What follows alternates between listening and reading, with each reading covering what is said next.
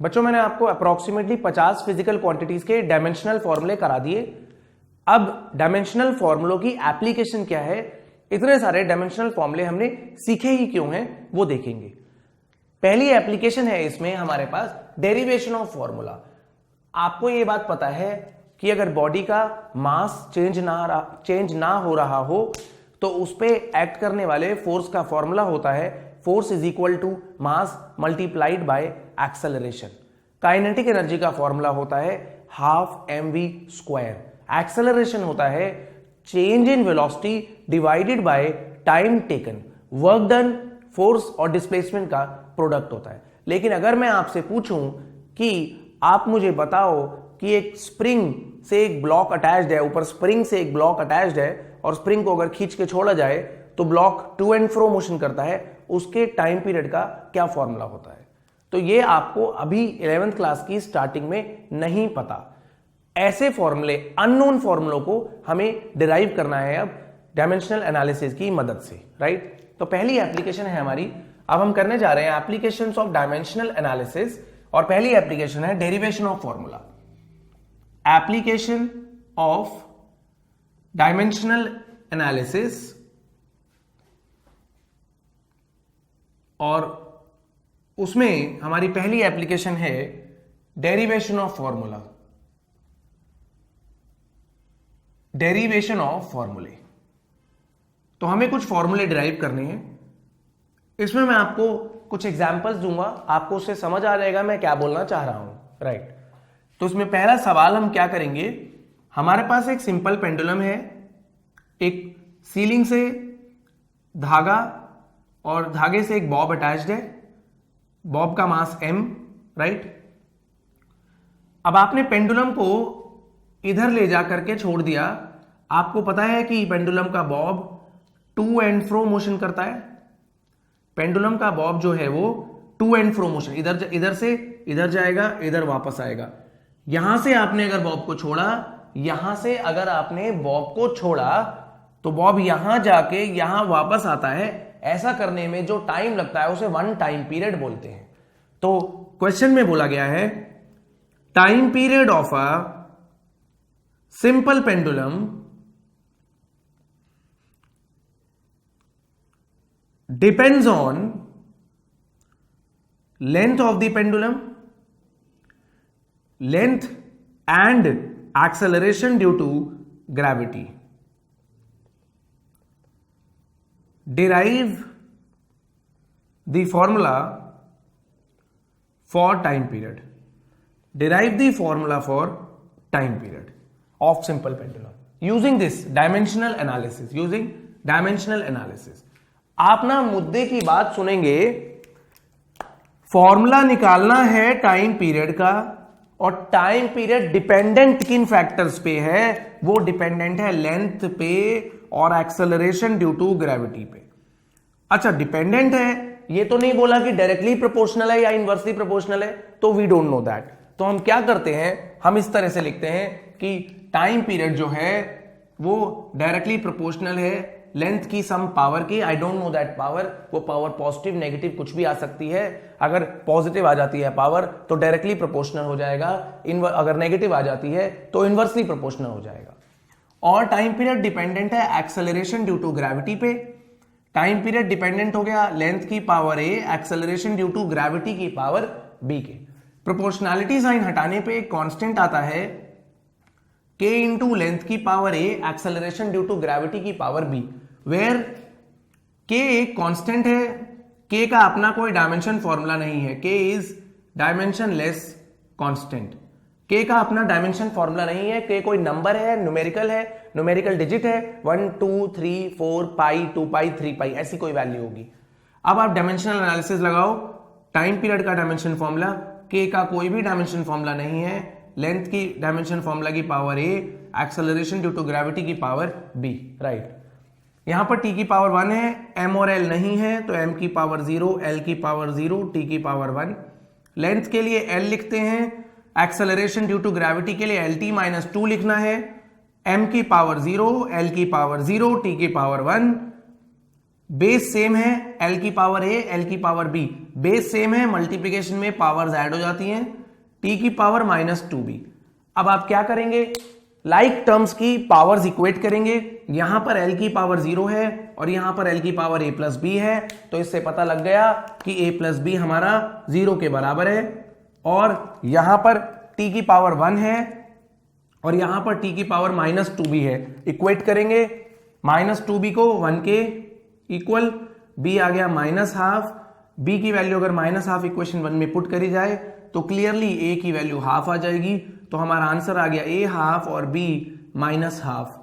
अब जो हमने फॉर्मूला बनाया था इधर, उसमें a हाफ और b -12 पुट कर देते हैं, तो फाइनली क्या बन जाएगा, t equals to k l to the power half g to the power -12।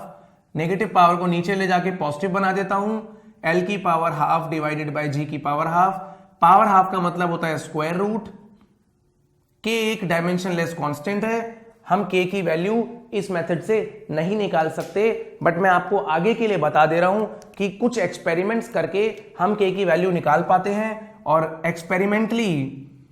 Experimentally हमें पता लगता है k की वैल्यू 2 पाई है।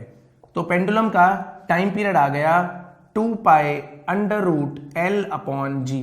k की वैल्यू वैसे आपको इस क्वेश्चन के अंदर नहीं निकालनी, क्योंकि k की वैल्यू डायमेंशनल एनालिसिस की मदद से नहीं निकाली जा सकती। फिर भी मैंने आगे फ्यूचर में ये फॉर्मूला यूज होगा, इसलिए आपको बता दिया कि पेंडुलम के टाइम पीरियड का फॉर्मूला 2 पाई √L/g होता है। k तक छोड़ सकते हैं आप आंसर, राइट, नोट करिए बच्चों।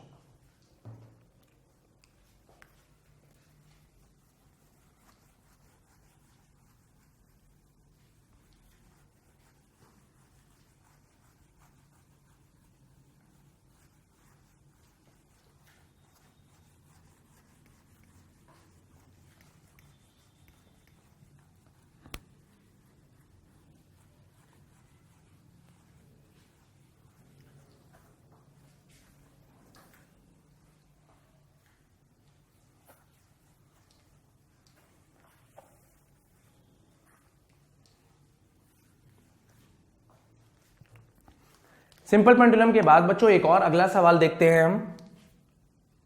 स्प्रिंग ब्लॉक सिस्टम देख लेते हैं। एक वॉल से एक स्प्रिंग अटैच्ड है, स्प्रिंग से एक ब्लॉक अटैच्ड है, जो फ्लोर है दैट इज फ्रिक्शनलेस,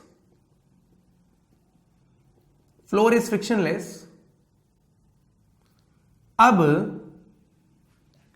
हमने स्प्रिंग को स्ट्रेच कर दिया और छोड़ा, इसको x डिस्टेंस खींचा, स्प्रिंग को डिफॉर्म किया, तो स्प्रिंग वापस जाएगा, तो ब्लॉक यहां से वापस जाता है इधर, क्योंकि भाग रहा होता है, उसकी ऑलरेडी उसके पास कुछ मोमेंटम होता है, तो वो इधर रुकता नहीं है, वो अपनी मेन पोजीशन इस वाली पोजीशन को ओवरशूट करता है। तो ब्लॉक को आपने यहां से यहां खींचा और छोड़ दिया, तो ब्लॉक यहां जाता है, यहां जाता है, यहां जाता है और फिर यहां आता है। यहां से शुरू करके यहां तक वापस आने का टाइम एक टाइम पीरियड कहलाता है। तो time period of oscillation of spring block system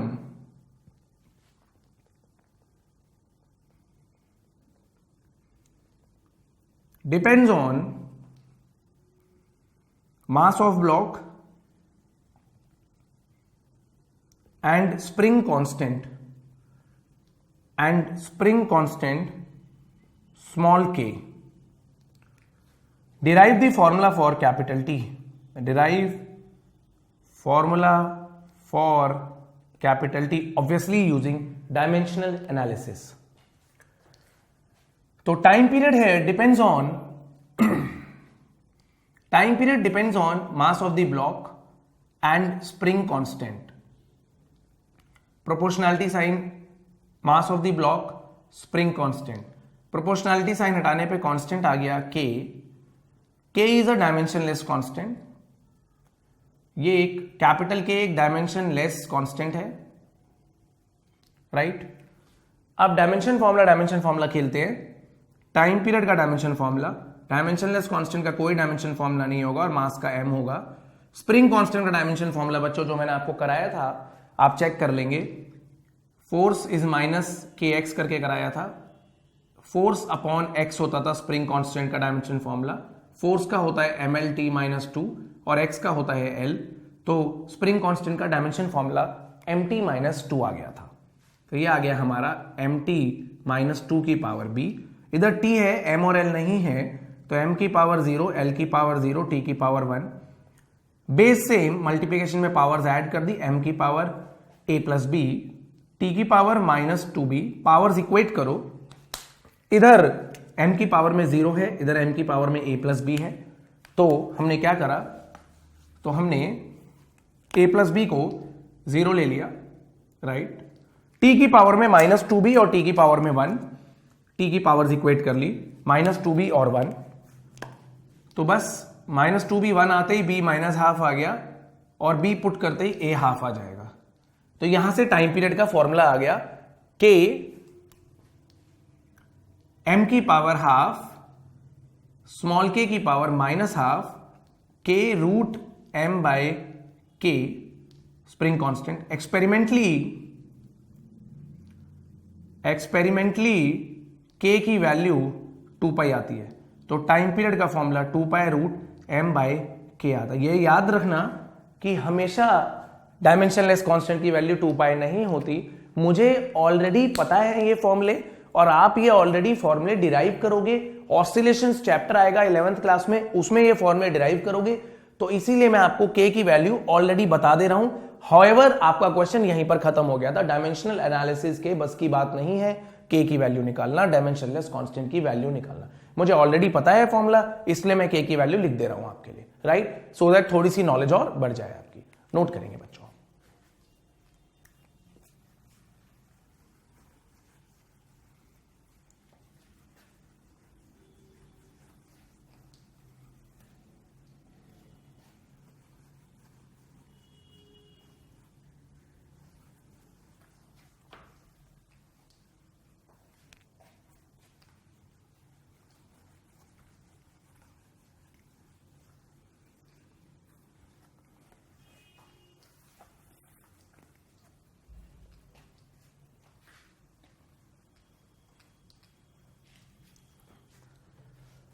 अगला सवाल देखने जा रहे हैं बच्चों हम।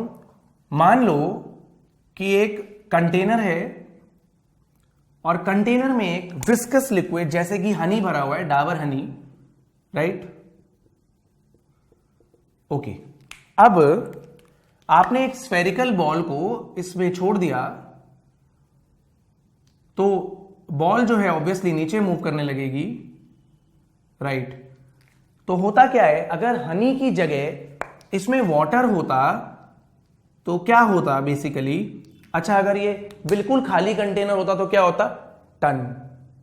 वाटर होता तो टन, और डाबर हनी में क्या हो रहा है, टन। इसका मतलब क्या है, हनी के अंदर बॉल का मोशन स्लो हो जाएगा, उसका मोशन स्लो हो रहा होगा और वो कम स्पीड से जाके नीचे हिट कर रही होगी। उसका रीजन ये होता है कि हनी के अंदर या कोई भी विस्कस लिक्विड के अंदर एक विस्कस फोर्स एक्ट करता है, viscous force, which is because of viscosity of the liquid. वो डिपेंडेंट होता है कुछ फैक्टर्स पे। तो विस्कस फोर्स, और साइंटिस्ट का नाम था स्टोक, जिसने बताया था, Stokes force acting on a spherical body depends on coefficient of viscosity. Coefficient of viscosity पे डिपेंडेंट है, जिसको हम ईटा से डिनोट करते हैं। रेडियस ऑफ स्फेयर, स्फेयर की रेडियस पे डिपेंडेंट है, और velocity of body, spherical body कितनी तेजी से जा रहा है नीचे अभी, उस पे भी डिपेंडेंट है। Velocity of body. Derive formula for viscous force. Viscous force is basically a force. तो देख लेते हैं क्या बोल रहे हैं अब ये। फोर्स डिपेंड्स ऑन, पहली बात तो विस्कस फोर्स, तो कैसा भी फोर्स हो, फोर्स का डायमेंशन फॉर्मूला वही होगा, राइट। कोफिशिएंट ऑफ विस्कोसिटी पे डिपेंडेंट है, रेडियस पे डिपेंडेंट है, और वेलोसिटी पे डिपेंडेंट है। ओके, तो फिर force is dependent on coefficient of viscosity की पावर ए, रेडियस की power B and speed velocity की पावर सी। मैंने तीनों एक ही साथ लिख दिए, मुझे क्या पता क्या पावर्स है, राइट। ओके, प्रोपोर्शनैलिटी साइन हटाने पे कांस्टेंट आएगा, डायमेंशन लेस कांस्टेंट, ईटा की पावर ए, आर की पावर बी, वेलोसिटी की पावर सी। के is a dimension less constant, के जो है वो डायमेंशन लेस कांस्टेंट है। फोर्स ईटा की पावर ए, आर की पावर बी, स्पीड की पावर सी, राइट। उसके बाद फोर्स का डायमेंशन फॉर्मूला होता है हमारा mlt -2, ईटा का डायमेंशन फॉर्मूला लिखवा चुका हूं पहले, ml -1 t -1 power a, radius के लिए l की पावर b और वेलोसिटी स्पीड के लिए lt -1 की पावर c, राइट। अब एक्सपोनेंट्स लगाते हैं मल्टीप्लीकेशन में, पावर्स अगर बेस सेम हो तो पावर्स ऐड हो जाएंगी, mlt -2, m तो एक ही है तो m की पावर a बचेगी, चलो l बहुत सारे हैं, l की पावर -a प्लस l की पावर b फिर l की पावर c, t की पावर -a, t की पावर -c। पावर इक्वेट करते हैं बच्चों, उधर m की पावर 1 है और उधर m की पावर a है तो a तो 1 आ गया, t की पावर -a -c है, इधर t की पावर -2 है, a की वैल्यू पुट करो, -1 -c is -2, -c is -1, c is also 1। Okay, अब l की पावर इक्वेट करो, इधर l की पावर 1 है और इधर l की पावर इतनी बड़ी है तो -a plus b plus c is equal to 1, a 1 आ चुका है, c भी 1 आ चुका है तो यहां से b भी 1 आ जाएगा, a b c तीनों ही 1 आ रहे हैं। तो स्टोक्स फोर्स का फॉर्मूला आ गया हमारा k ईटा की पावर 1, r की पावर 1, v की पावर 1। एक्सपेरिमेंट करने पे पता लगता है, एक्सपेरिमेंटली k की वैल्यू 6 पाई आती है, तो ये आ गया आपका Stokes force 6 pi eta R V, 6 pi eta R V. Experiment यहां पर वैसे क्वेश्चन खत्म हो गया था, स्टोक्स फोर्स का फॉर्मूला डायमेंशनल एनालिसिस के हिसाब से k into eta R V होता है, एक्सपेरिमेंटली पता लगता है कि k की वैल्यू 6 पाई होती है। नोट करेंगे बच्चों आप।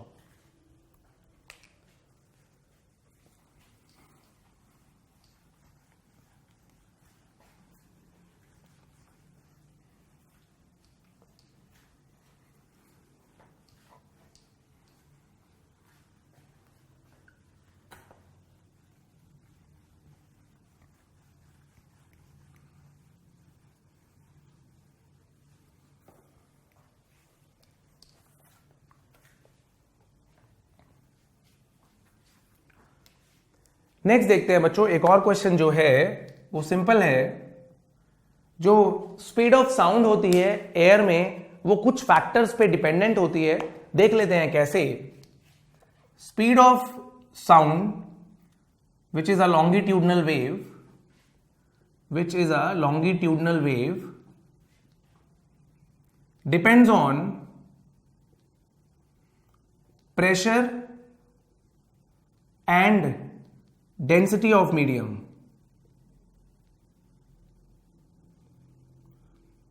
derive the formula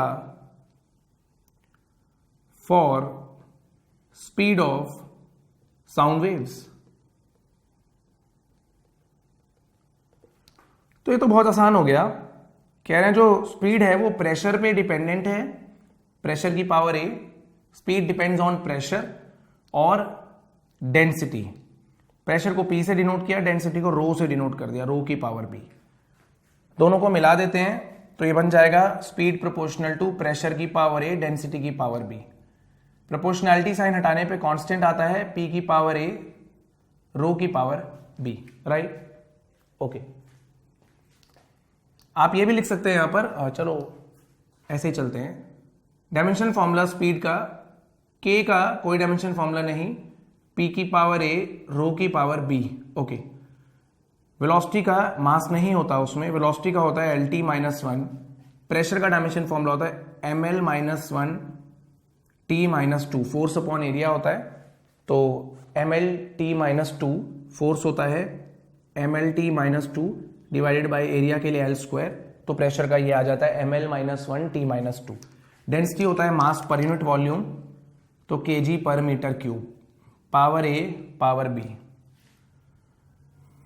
m0 L1 t minus one, powers add हो जाएंगी a प्लस बी, l की power minus A minus three B और t की power minus two A. Powers equate करो, minus two A equal to minus one, A equal to one by two, m की power equate कर लो। मैंने सीधे सीधे t की पावर इक्वेट करी चालाकी से, क्योंकि सिर्फ एक ही वेरिएबल था, a बहुत इजीली आ गया। फिर उसके बाद मैं ये इक्वेट करता हूं, a प्लस बी 0 आ रहा है और a हाफ आ चुका है, तो b आ गया हमारा माइनस हाफ। तो यहां से स्पीड का डायमेंशन फॉर्मूला आ जाएगा, ये आ जाएगा हमारा k p की पावर हाफ रो की पावर माइनस हाफ, राइट, और स्पीड आ गया k under root p upon rho. यहां पर बच्चों k की वैल्यू जो होती है वो अलग अलग मीडियम के हिसाब से चेंज हो जाती है। अगर हम एयर में देखें तो ये k की वैल्यू अंदाजन अंडर रूट 1.41 होती है फॉर एयर। हर एक मीडियम कौन सी गैस है जिसमें साउंड मूव कर रही है, उस हिसाब से k की वैल्यू चेंज हो जाती है। ये हम लास्ट चैप्टर वेव्स में, ऑसिलेशंस एंड वेव्स के अंदर पढ़ेंगे कि बेसिकली k कैसे निकलता है, राइट। यहां तक आप नोट करेंगे।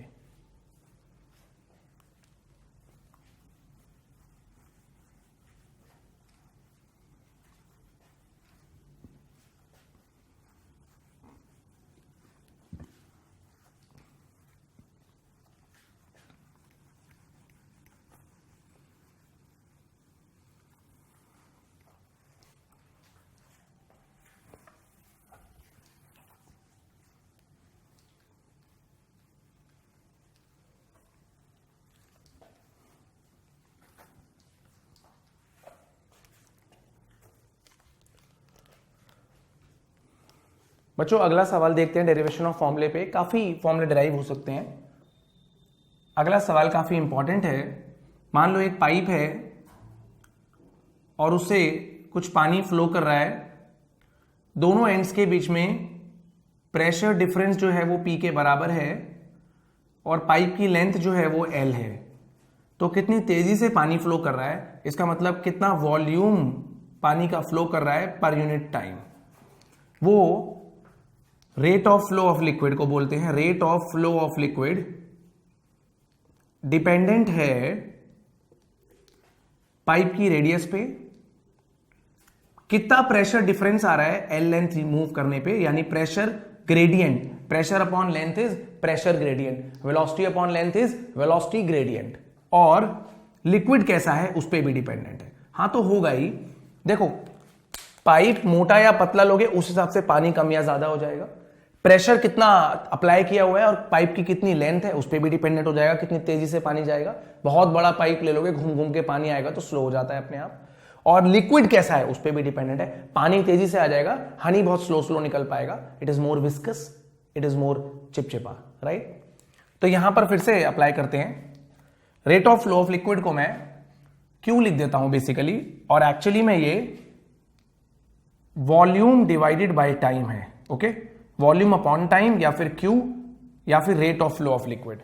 तो क्यू डिपेंडेंट हो गया आर की power a, p by l की पावर बी और कोफिशिएंट ऑफ विस्कोसिटी की पावर सी।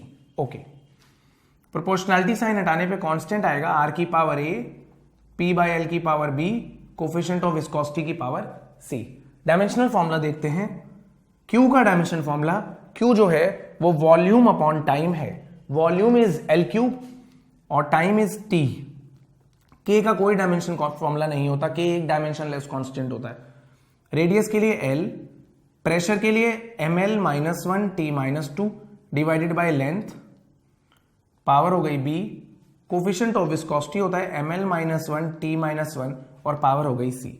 तो ये बन जाएगा, m नहीं है तो m0 l cube t minus one, l की पावर ए ऊपर ले आते हैं तो m L minus two t minus two power b, m L minus one T minus one power c. Okay, equations बनाते हैं। m की power 0 l cube t minus one, पहले m लिखता हूं, m की पावर इधर है b और उधर है c, तो m की power b plus c, l की power a minus two b और ये आ गई माइनस सी, t की power minus two b minus सी।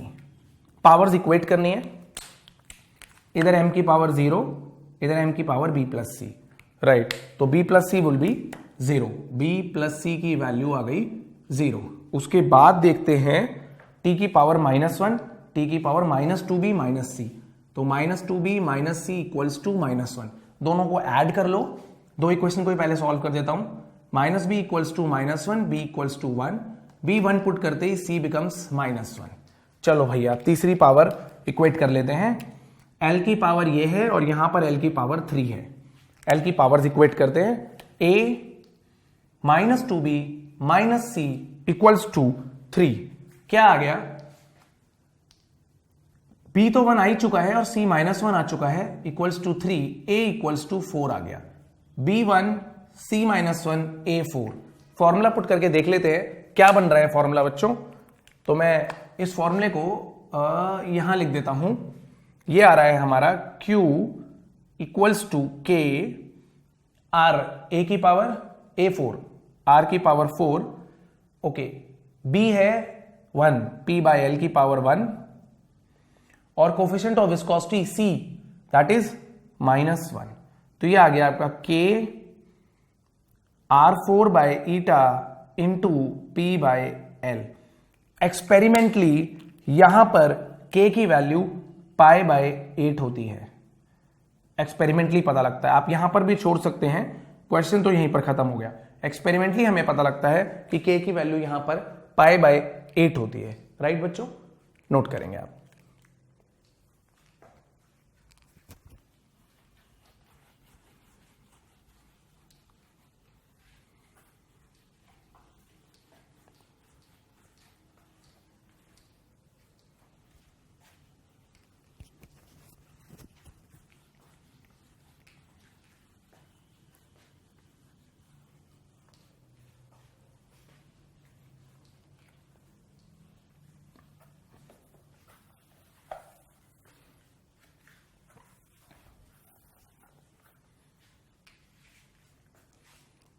नेक्स्ट सवाल देखते हैं बच्चों हम। अगला सवाल है बच्चों, एक गिटार या सितार की स्ट्रिंग में अगर हम स्ट्रेच स्ट्रिंग को प्लग करते हैं तो उससे आवाज निकलती है। उस आवाज की कुछ फ्रीक्वेंसी होती है, कुछ स्पीड होती है, वो किन फैक्टर्स पे डिपेंडेंट है वो देखना है। तो गिटार बनाने की एक नाकाम कोशिश करता हूं बच्चों, राइट। मान लो कि कोई भी मैं एक स्ट्रिंग बना रहा हूं, 4-5 होती हैं वो अलग बात है, राइट। इस स्ट्रेच स्ट्रिंग में मैंने प्लकर से इसे प्लग करा तो इसमें वेव्स प्रोड्यूस होती हैं। उन वेव्स की कुछ फ्रीक्वेंसी होती है। आपको पता है कि जो ऑक्टेव्स होते हैं, म्यूजिकल ऑक्टेव्स होते हैं, सारे गामा पाधा नि सा, उसमें पहले वाला सा और आखिरी वाले सा में डिफरेंस होता है।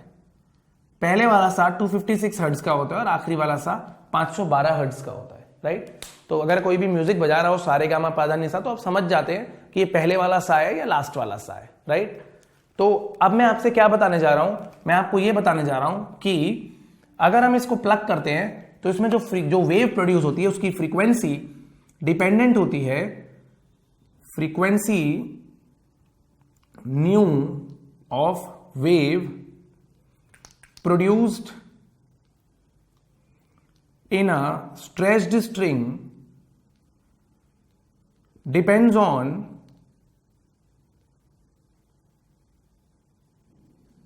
पहला लेंथ, धागे की लेंथ, धागे में कितना खिंचाव है, टेंशन लिख देता हूं, और तीसरा linear mass density. What is linear mass density? Density होती है mass upon volume, linear mass density होती है mass upon length. Let us denote this by mu, right. तो जो फ्रीक्वेंसी है वो 3 फैक्टर्स पे डिपेंडेंट है, एक धागे की लेंथ पे, दूसरा टेंशन कितनी है, मैं इसको टेंशन को टेंशन ही रहने देता हूं, टी नहीं लिखता, और लीनियर मास डेंसिटी पे। तीनों को मिला के लिखते हैं तो लेंथ की पावर ए, टेंशन की पावर बी और म्यू की पावर सी। प्रोपोर्शनैलिटी साइन हटाते तो के एल की पावर ए, टेंशन की पावर बी, म्यू की पावर सी। अब न्यू के डायमेंशनलेस कांस्टेंट है, लेंथ की पावर ए, टेंशन की पावर बी और म्यू की पावर सी। फ्रीक्वेंसी का डायमेंशन फॉर्मूला, मास नहीं होता, लेंथ नहीं होता, t-1, इधर सिर्फ लेंथ है। टेंशन एक तरह का फोर्स होता है, stretching force, pulling force in a stretch string. Mass upon length, mass m और upon length ml-1। Powers equate कर लेते हैं, पहले तो इक्वेशन बना लेते हैं लेफ्ट साइड पे, राइट साइड पे, m0 l0 t-1। इधर m की पावर क्या बनेगी बच्चों, m की पावर b और m की पावर c, तो m की पावर बनेगी b प्लस c, और l की पावर क्या बनेगी, l की power a plus b minus c, तो l की power a plus b minus c। t की पावर बनेगी -2b, t की पावर -2b। ओके, तो पावर्स इक्वेट करो, b प्लस c 0 आ गया, a plus b minus c फिर से 0 आ गया, और बहुत ही बढ़िया -2b -1 आया, तो यहां से सबसे पहले तो b निकाल दिया, वो हाफ आ गया। b हाफ आते ही c माइनस हाफ आ गया, और c माइनस हाफ आते ही a प्लस हाफ, इधर पुट कर रहा हूं इस वाली इक्वेशन में a, b और c की value, a plus half minus of minus half equal to 0, a की वैल्यू आ गई -1। तो फ्रीक्वेंसी का फॉर्मूला क्या आ गया, यहां पर पुट कर लेते हैं पावर्स को। फ्रीक्वेंसी का फॉर्मूला आ गया यहां पर, फ्रीक्वेंसी इज इक्वल टू के एल की पावर ए कितना रहा है -1, एल की पावर -1, टेंशन की पावर हाफ और म्यू की पावर -हाफ, राइट। ये आ गया फॉर्मूला, यानी ये फॉर्मूला आ गया, ये एल की पावर -1 था, सॉरी, फ्रीक्वेंसी आ गई k by L under root T by mu, right बच्चों, नोट कर रहे हैं यहां पर आप, k by L under root T by mu, where t is tension, l is the length of the string, mu is mass पर unit length of the string, right, note करिए।